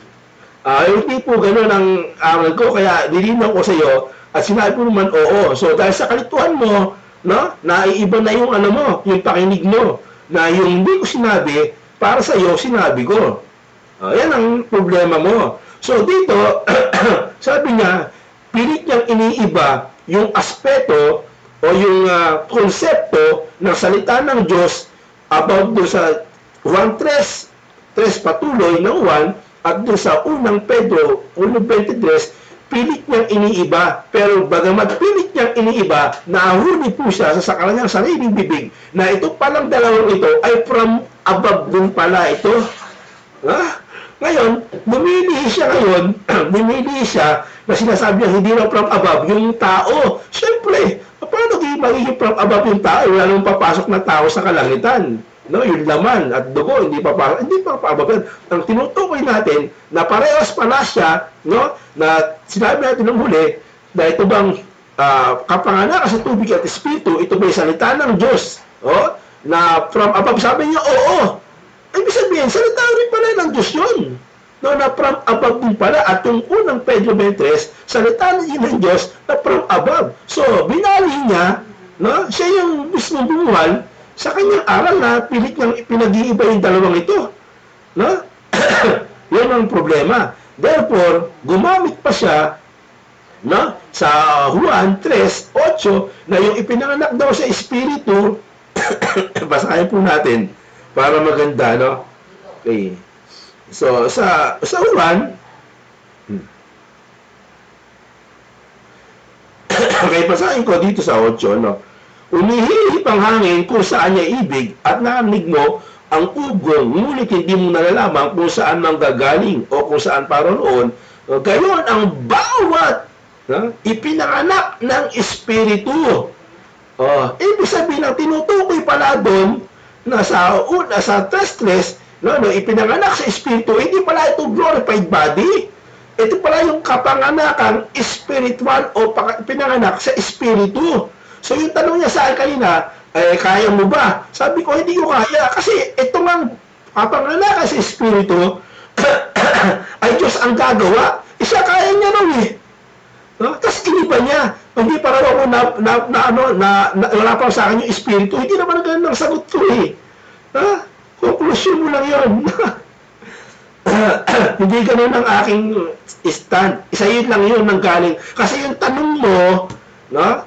Yung tanong mo, hindi mo maintindihan kung tanong ba ito na malayo na tanong o mababaw na tanong. Kasi nga, ang tanong mo, kaya mo bang gawin to? Ikaw ba kaya mong gawin yun na ikaw yung babautis mo sa espiritu o mararanasan mo espiritu sa kapangyarihan mo? Buti nga, hindi ko tinanong sa iyo eh. So, ano ibig sabihin ito? Walang nakakaalam, no? Na yung bautismo sa espiritu, yung kapanganakan sa espiritu, kung kailan ito mararanasan ng tao, kung kailan sa dating dito. Pero, ang malinaw dito, sabi ni Kristo, no, yung mga sasampalataya sa 7:37-39 ng Juan na sinasabi ron na sinasabi ito patungkol sa espiritu na tatanggapin ng mga mananampalataya. So, tatanggapin mo na yung kapanganakan sa espiritu kasi tatanggapin mo nga eh. At ito sa Gawa 1:8 o 9 na hindi pa ang wika ay pinagkakaloob ng espiritu, no? So, yung pinagkaloob na tatanggapin nyo ang wika espiritu pagdating sa inyo ng kapangyarihan. So, doon lumabas. Kaya hindi nila alam. Kaya iniipang ang hangin, no? Hindi mo ako sa pupunta o saan paroon. Ibig sabihin, Diyos ang bumabautismo, si Kristo ang bumabautismo sa espiritu. Hindi ikaw, wala ang kapangyarihan doon. Diyos yung kaya nga sabi sa 1:13 ng Epeso, no, mula nang kay sa pagkarinig ng ebanghelyo, no, ng inyong kaligtasan mula nang kayo sumampalataya, kayo tinataan ng espiritu na ipinangako. Pangako yun eh. So, kailan nangyayari siya? Sabi Kristo na papanganakan ng espiritu, no, natatanggapin ng tao, na pangako. Ay mula nung ikaw ay nakapakinig ng salita, at sabi mo, yung salita from above. Diba? Yung ebanghelyo from above. Binali mo yung aral mo. So, tatanggapin mo yun pag ikaw ay sumampalataya. Yan, no? So, paano mo mararanasan ninyo yung kapangyarihan ng espiritu? Nagpaliwanag nga ang Biblia niyan na yun yung mga kaloob ng espiritu, iniisa-isa yan. So, yun yung kapangyarihan ng espiritu na tatanggapin. So, ito pala, no? Tinanggap na pala ito yung kapanganakan sa espiritu at sa tubig. Nasa iyo na kasi yung kapanganakan sa tubig ay yung pagbabagong loob o ng puso, no? Na sinasabi sa 5:17 ng Korinto na kay bagong nilalang kay Kristo. Yun. No? Yung pagsampalataya kay Kristo, ikay bagong nilalang. Yun yung pagbabago ng puso mo o ng loob mo. Yun yung kapanganakan sa tubig. No? Yung pagbabagong loob mo. No? Kaya nga sabi sa 36 ng Ezekiel 25 na hinula na rin noon, no? Na yung sa ibubuhos, di ba, ang tubig sa loob, ang wika, na magbabago, na babaguhin ang kanyang puso. Kasi pagbabago yun ng kanyang kalooban. Kaya nung binago ka, ikay bagong nilalang kay Kristo. Yan, sana nauunawaan nyo. Hindi po ito tumatanong ka sa unang Korinto. Ang layo na yung glorified body. Wala napakalayo ng aral mo doon, no, kaibigan. Kaya nga kita mo, hindi mo nauunawaan yung patungkol dito sa kapanganakan sa espiritu, hindi mo alam kung saan nang galing. Talagang hindi mo, Diyos lang ang gagawa noon, ng bautismo noon, ng kapanganakan doon. Hindi ikaw, so wala ang kapangyarihan. So tama ang sagot ko. No? Wala akong kapangyarihan doon. Pero yung kapangyarihan, maranasan mo kapag ikay sumampalataya sa Panginoon. Yun, Diyos ang magbibigay sa tatatakan ka ng Panginoon ng Espiritu. Yun yun. Diyos pala nang gagawa, hindi mo sa kapangyarihan. So, hindi mo alam yun kung kailan. Pero ang isang bagay na nasisiguraduhin ko sa iyo, yung pananampalataya mo, yung tunay na pananampalataya mo. No? Yun. No? Yung tunay na pananampalataya mo, nandun na yung paggabay sa iyo ng Espiritu. Kaya ang Espiritu, mga aliw siyang papatnubay sa inyo. No? Kaya nga itong Espiritu, kayo'y templo ng Espiritu, no? Na ipinangako. Yun. Yun ang ibig sabihin doon ng kapanganakan sa Espiritu. Hindi ka na yung dating luma, hindi ka na yung dati. Pinanganak ka na no? Sa Espiritu. So, yun ang Brother Rasha. Tayo minamalat na, wala na tayong boses Okay. So, tuloy-tuloy tayo dito at 7 minutes sa pagtatanong. Brother Samuel Takuda, your time start now, bro. Okay, ang tanong ko po sa 1 Peter 1:23, sino po ang born again? Yun po ba salita o ang tao? Salita mo ang tao. Ang tao ang ipapanganak sa pamamagitan ng salita. Kaya nga itong salita from above yun. Ha? Ngayon yung tao nung siya ibinorn again ng Panginoon sa pamamagitan ng salita, ay galing din from above yun kasi ang Diyos ang nagbabago ng tao. No? Sa pamamagitan ng salita ng Diyos na from above, yun din yung tatanggapin ng tao. So lahat sa Diyos pa rin ang kapurihan, no, kapatid. Next question. Okay. So, na yung tao at born again. So, ang next tanong ko is, yung bang tao na born again, saan galing? Sa langit ba o sa lupa? Sa langit o sa lupa? Yung tao na born again, saan galing? Yung tao na iba-born again, siyempre, tulad mo, na born again ka, sa lupa yun. Sa lupa. Lupa, hindi, ibig sabihin na born again, hindi ito yung glorified body. Ginagawa ko kasi glorious body. No, pinaliwanag ko na nga sa'yo kung ano yung kahulugan ng kapanganakang muli, hindi pa rin maunawaan. So, ito, nasa lupa ka, napapaguhin ka. Okay. Next question. Sinasabi mo po ba yung tatanong kay Kristo sa John 3, siya po ba yung mananampalataya o hindi mananampalataya? Okay, so, kung siya'y nagtatanong, hindi pa siya mananampalataya. Kaya nga sabi nga ng Panginoon, guro ka, hindi mo alam ang pinagsasabi mo. So, kaya ka tinuturo siya, kailangan ikaw ay ma-born again. Sa tinanong niya, saan ba? Panganganak ba ang muli ang tao? So, hindi niya pa alam. Kailangan niyang malaman niya muna yun. Kapatid. Okay. So, ayon kay Kristo, meron bang ibang paraan para makapasok sa langit maliban sa panganak mo rin meron o wala? Meron bang ibang paraan? Hindi. Ang kaparaanan ng Diyos, yung Ebanghelyo, yung salita ng Diyos. Malinaw naman sa unang Pedro 23:25 yan. No, sa Efeso 1:13, 1:3-16. No, kailangan sumampalataya ka at ito yung kalooban ng Diyos, yung salita ng Diyos. Wala nang ibang paraan. Hindi na kailangan ng aklat pa, kundi yung salita lang ng Panginoon ang paraan para makakayat ng tao sa langit. Okay, ang tanong ko po, yan po ba mga makakapasok sa langit? Tatanggap po ba sila ng glorious body or hindi ka tatanggap? Okay, so yung pasok, Mr. Moderator, no objection. Clarification lang, Mr. Moderator. Hindi ko Clarification to. hindi ko naintindihan yung tanong niya. Okay. Paulit lang, hindi ko naintindihan. Okay, so ang tanong ko po ay, yan pong papasok sa langit, sila po ba ay tatanggap muna ng glorious body para makapasok o hindi sila tatanggap ng glorious body? Hindi. Yung papasok, tatanggap ng glorious body? Hindi. Hindi. Tatanggap ng glorious body. Hindi daw Kasi may dalawa siya, Brother Rashe. Dalawang tanong niya kasi. Ito, i-clarify ko lang na. Sige. Okay, ang pagpapasok mo sa langit, yun lang bang tatanggap ng glorious body or maging ang hindi tatanggap ng glorious body ay nakapasok rin ba? Ano po yun? Cases po yun. No, papasok ba kayo sa langit ay tatanggap ng glorious or hindi daw tatanggap? Pag ikay papasok, hindi maaaring hindi ka pumasok sa langit ng hindi ka glorified body. Kasi ang pangkatawan natin ngayon, panglupa Hindi siya pang langit. So, kailangan muna na mag-glorify. Kailan yun? Sabi ni Kristo, 5:29 ng Juan, na ito yung pagkabuhay na maguling ng mga patay. Babago niya. Ginamit mo sa unang Korinto 15. Mga patay ang babaguhin. Okay. Ang next question ko po is, sabi mo kasi na yung may glorious body lang na makapasok sa langit. Ano ko po, kailan mo tatanggapin ang glorious body? Ngayon ba o after that space pa? Okay, tatanggapin mo yun. Sabi sa 15 ng 22 ng unang Korinto na siya yung panganay ng pagkabuhay ng maguli. So, tatanggapin mo sa pagpalito ni Kristo. Hindi mo na mapalito si Kristo Paano mo tatanggapin yun? Yung mga buhay, babaguhin yun.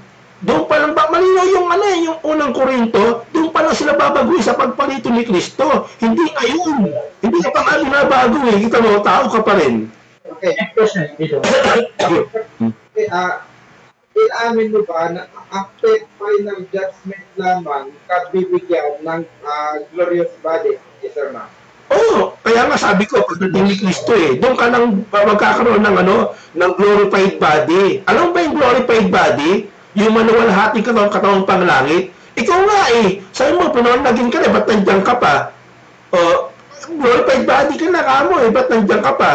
O, hindi mo pa tinatanggap. Kasi nga, mali yung pangunawa mo sa tres-tres ng ng Juan. At sa unang Pedro, 1.23, akala mo, glorified body ka na. Eh, yan ka pa nga, nag-uusap pa nga tayo. Kasi kung sarili mo, masasaktan ka pag kinulot mo sarili mo.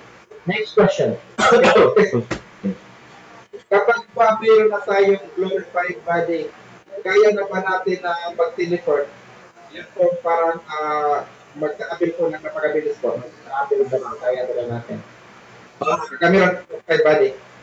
So, yung teleport na sinasabi mo mag-travel, yun ba yung tinatawag na pagdagit ng Panginoon?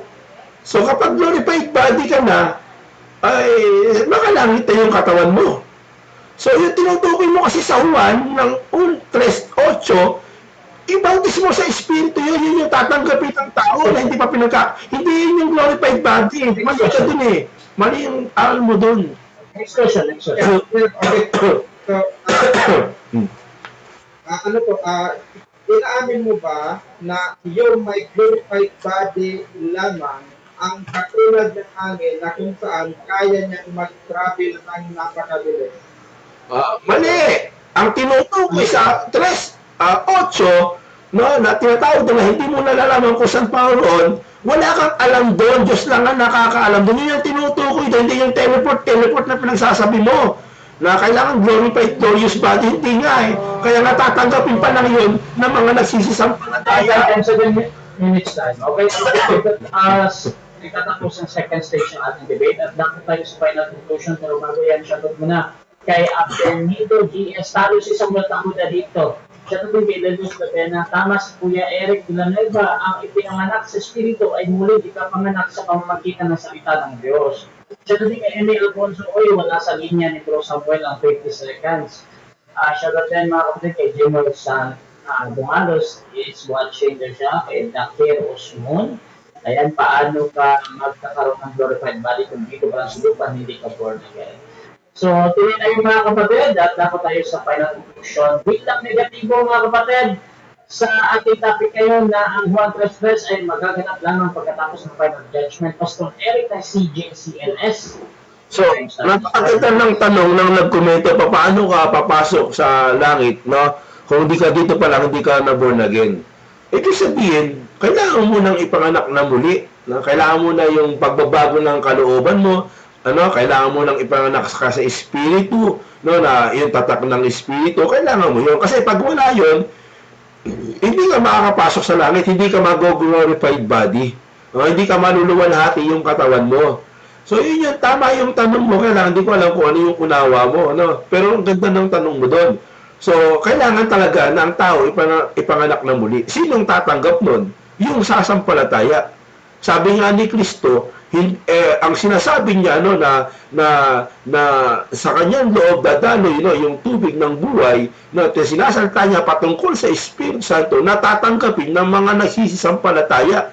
So, hindi yung pagkabuhay na maguling tinutukoy, kundi sa pagsampalataya mo, tatanggapin mo na yung Espiritu na ipinangako. At sa 8 ng gawa, o 9, na tinutukoy doon na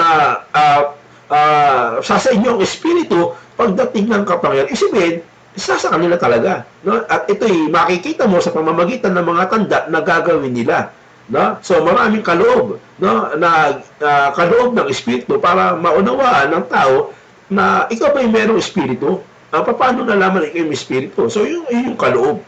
No? At yung kapigati, yung pinipigati ka, pag gumawa ka naman masama, napipigati ka. So huwag mong pipigati na Espiritu. Bakit po? Kasi doon ay tinatakang ka ang wika. No? Na kayo na mula nang kayo magsisampalataya, nang kayo mula nang nakapakinig ng ebanghelyo ng iyong kaligtasan, kayo tinatakan. So doon pumapasok po yun. No, yung kapanganakan sa Espiritu. Yun yung ibig sabihin, hindi po ito glorified body agad. Kailangan mong gawin yan para pag nandun ka na, saan mo makakamit yung manuwalhating katawan. So, dito, maliwanag, no? Na itong kapatid niya, sabi nga, saan nakurti mo sarili mo? No? Buhay ka pa, tao ka pa. Ibig sabihin, hindi ka pa pinanganganak sa espiritu ngayon. Hindi ka pa pinanganganak sa tubig. Brother Samuel. Hindi ka pa nagbabago ng loob mo na bagong nilalang kay Kristo. Yun ba ibig mo sabihin?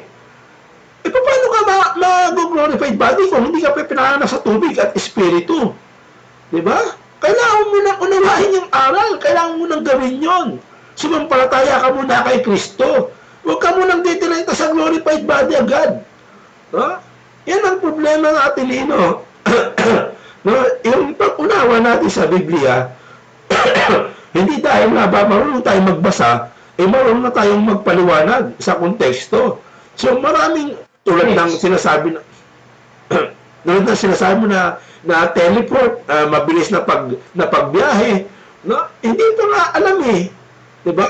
Ang alam lang natin sa Biblia, huwag tayong higit na kung paano, sabi ni Pablo sa unang Tesalonica 4:13, patuloy na yung mga yung hindi tayo maaaring mauna sa mga nangapatay, na una yung pangapatay, sila yung babangon muli. Kailan ka magkakaroon ng glorified body? Sa pagbabangon muli, sa pagparito ni Kristo, hindi ngayon.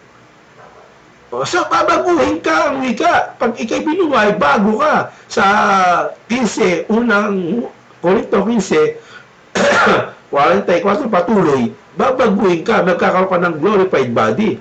So, yun namang natitira, aagawin naman yung kasama ni Kristo sa alapaap. Hindi po tinutukoy dito yung bautismo sa Espiritu. So, yung pag-agaw, yung caught up na tinatawag nila na rapture ngayon, sa panahon ngayon, no, yung caught up, no, yung aagawin. Doon pa lang yung pag-agaw sa kanila, no? Siyempre, pag-agaw sa kanila, pagdala sa kalangitan, sa alapap, glorious body na sila, glorified body na sila. Doon pa lang mangyayari yun. No? Pero itong sa uwan, nangyari na to. Naghanap na to, yung sa uwan 3, kaya nakita mo, no, from above, 1:23, pala salita ng Diyos pala yun, sabi mo, from above, inamin mo na ito yung salita ng Diyos, ito yung ebanghelyo ng Diyos na kailangang sampalatayan ng tao na from above din.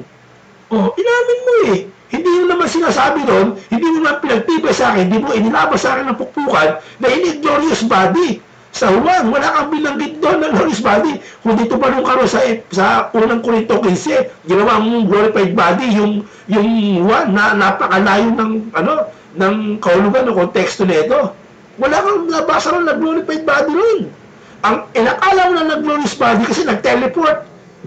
Tinangay ng hangin. Yun ang akala mo pala. Hindi pala alam ang ibig sabihin nun. Okay, so dahil tayo na final conclusion din ng ating affirmatives sa kanyang pinatutunayan na ang 1+3 ay magaganap lamang pagkatapos ng final judgment. Ng MCGU, your time start. Ayan, maraming salamat po. Kasi Pastor Eric, ang inamin po niya na yun lamang mga papasok sa kanyang langit ay yun lamang tumatanggap ng glorious body.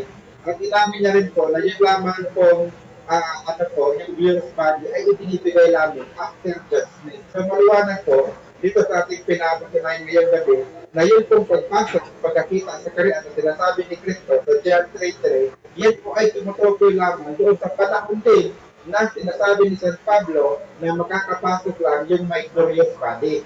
So yung glorious body po, ipapanganak ka po muli na mula sa taas.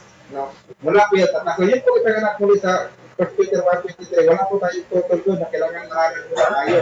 Pero ito kung pagkamanak muli sa John 3:3 o pagkamanak sa itaas, ito po yung sinasabi ni San Pablo na kung saan bibigyan tayo ng panibagong katawan. Kasi po, nung tayo pinanganak ito ngayon sa physical, binigyan din tayo ng katawan pero physical.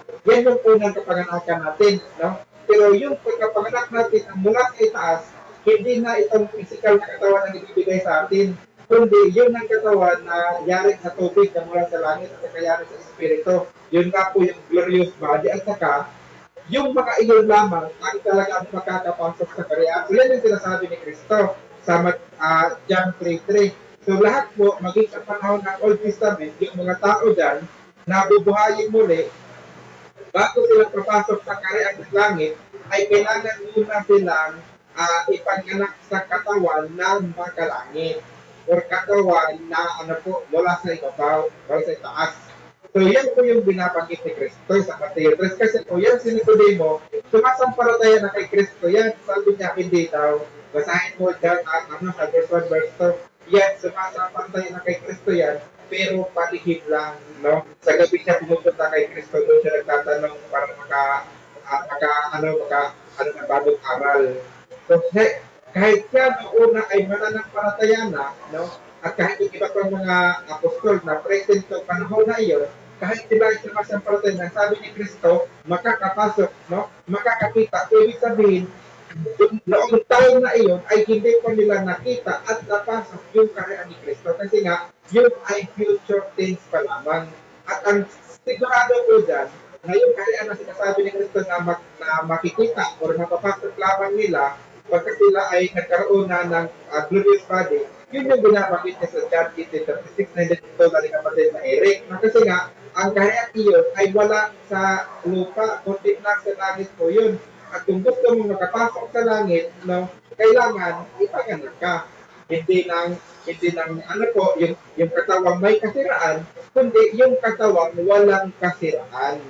No? Lahat po ng papasok sa langit, dadaan, no, doon sa proseso na ipinanganak mula sa itaas na pagbibigay ng katawang walang kasiraan. Kasi kung sasabihin mo na yung pagkapanganak muli na sinasabi ni Kristo dyan ay pangangaral ng salita ng Diyos, hindi lumalabas itong sinipuli mo na tumanggap ng salita mula ka muna bago pa siya nagtanong dyan sa John 3, ay dapat pala na ano na siya, kumbaga naganap na sa kanya yung nangyari, yung sinasabi ni Jesus. Kasi sabi mo, yan ay pangangaral lamang. O kung yan ay simpleng pangangaral, pagtanggap lamang, hindi sana yung mga tao mo na katulad na ng hangin, na kaya natin lang mag-teleport mo, kaya nila mag-travel lang na pagkabilis. Kasi sabi ni Kristo, John 3, gayon ang katangian ng isa ipinanganak ng Espiritu. So kailan ba yan? O ikaw naman sumasabi na habang nasa physical tayo, hindi tayo katulad ng hangin. No? Kasi nakikita naman tayo, mahina yung galaw natin. Pero pagka ikaw ay nasa maluwalhating katawan na, ikaw ay parang hangin na, no? Na hindi ka na-affected ng gravity, kundi kaya na mag-travel ng napakabilis sa minute. Napakalayong lugar. So doon lamang magaganap yung sinasabi ni Kristo. Ang ipinanganak ng Espiritu, no? Matulad sila sa hangin. So yan, mangyayari lamang yan na tayo ay matulad sa hangin pagka tapos na yung final judgment na kung saan bibigyan na tayo ng panibagong katawan.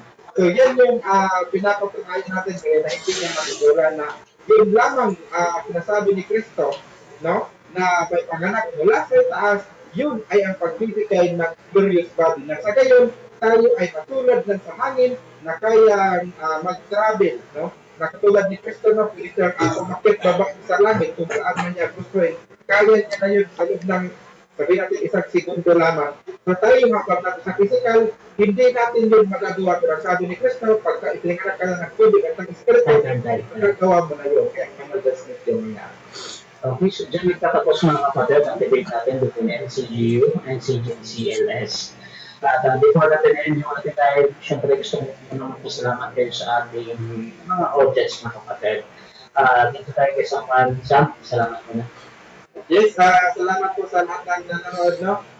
Sana meron kayong natutunan bago patungkol dyan sa usapin po na John 3:10 na ipanganak mula sa itaas. So, kung meron po kayo mga dagdag ng mga katanungan o nagkakaroon po ng clarify yung mga aral namin, ay pwede po kayong mag-PM chat sa akin para po masagit natin ang mga katanungan at saka sa naman po na tumutulong sa atin ay pwede din po kayong paghamon naman, no?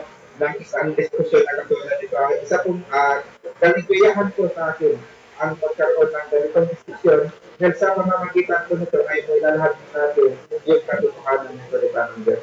Kaya muli ko, salamat po na kay Eric sa pagpapaunlak na kahit na siyang tayo itong kamadaan physical sa pasensyonan at Eric na nakalapang kita mo doon sa ano kung may katilang katalong. Sorry po, at saka salamat sa iyong time, no?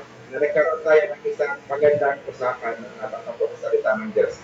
At sa mga ano po, no, sa mga gusto pong alam, sa mga sinasampalatayanan, meron din po akong YouTube channel na sinunod ko po nilalagay yung mga record po ng dito na mga dito ngayon, at sa natin po sa ating YouTube channel, at sa gayon, magdali ko siya makita ang mga video na po o i-share pa sa iba para naman sila ay matuto pa rin ang mga aral na tama at bagay. Sabulit po, sa lahat lang, maraming salamat sa Diyos. Okay, at ito na tayo kay Pastor. Salamat, Pastor. Opo, una, again, sa Panginoon ng kaburihan at pasalamat. Okay, salamat sa pagkakataon na binigay niya na makapaghagulit ng mga salita at aral. Ganyan din sa ating moderator, no, at sa kanyang platform na patuloy niyang ipinagagamit upang maglahad, no, ng kanya-kanyang pananampalataya or mga issue ng pananampalataya sa platform ni Brother Russia Vista. So salamat din, last din kay Brother Samuel sa kanyang maginoong pakikipagtalakayan o pakikipagdebate at nairaos po namin no, ng maganda ang debating ito na umaasa kami na maraming natutunan ang mga nakapakinig at walang salitang masama o masakit man sa aming mga salita, kundi ito'y parte lamang ng pakikipagdebate na hindi lumalabag sa rules, no, ng platform o ng platform ni Brother Russia. So, yun lang po sa mga nakikinig, no, sa inyo po lahat, shout out sa inyo lahat, pagpalain kayo lahat ng Panginoon. Yun lang, Brother Russia. Okay, mga kapatid, so Russia TV gusto din mapasalamat sa lahat ng sumusupport at laging naniniwala pa din sa ating pamumuhay. Kung kasi yung sumali sa ganitong gawain or mag-amor man sa dalawang ito, nandito si Samuel Takuda at si Pastor Eric at pwede niya akong gamitin as mediator sa yung pag-usap at sumasaayon na kayo sa lahat ng patakaran ng ating platform, mga kapatid. At kasama din doon yung mga contribution ng ating mga debatista at syempre yung inyong obligasyon. So please subscribe yung ating YouTube channel, Russia TV, at yung aking Facebook, mga kapatid, Russia Vista. You can follow me, mga kapatid. Para tuloy lang ang inyong panonood dito sa debate. Araw-araw yan, mga kapatid. Meron pa kami mga podcast dito, so maraming salamat. Pag-follow na din itong dalawang to, si Pastor Eric, nagla-live yan, at si Brother Samuel, meron din siyang posting sa YouTube niya, Samuel Takuda, yung mga debate niya noon, mga recording. So, please, kung gusto nyo mag-survey sa kanilang update, bisitahin nyo. So, maraming salamat, mga kapatid. This is Edwin Russia ng Russia TV, and we're out. Okay, God bless. God bless, mga bro. Thank you.